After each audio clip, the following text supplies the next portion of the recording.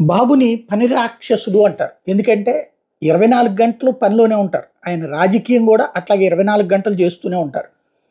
అదేవిధంగా ఇప్పుడు చూడండి, నిన్న ఓ పక్కన మొన్నటిదాకా ఢిల్లీ వ్యవహారాలు తిరిగొచ్చారు.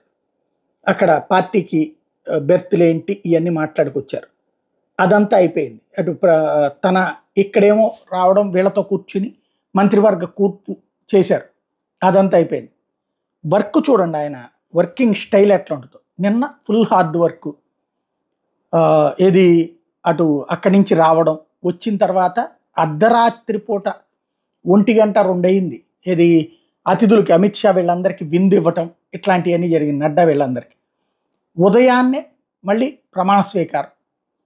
ప్రమాణ స్వీకారానికి ముందు రాత్రి 2 మంత్రివర్గం ఖరారు చేశారు. అది అయిన తర్వాత ఉదయాన్నే ప్రమాణ స్వీకారం. మళ్ళీ సాయంత్రానికి ఎవరైతే కొత్తగా గెలిచినటువంటి ఎవరైతే మంత్రులు అయ్యారో వాళ్ళందరితో మీటింగ్, వాళ్ళందరికీ దిశా నిర్దేశం. ఆ తర్వాత తిరుపతి ప్రయాణం. మళ్ళీ రేపు సాయంత్రానికి క్లియర్గా తొలి సంతకం 4/21 ఛార్జ్. అంటే మనిషి మెంటాలిటీ, వర్కింగ్ కల్చర్, మనిషి అనేటటువంటి వాడు ఆ స్థాయిలో ఉన్న మనిషి క్షణం తీరిక లేకుండా పనిచేస్తారన్నటువంటి నిరూపించి చూపించడం.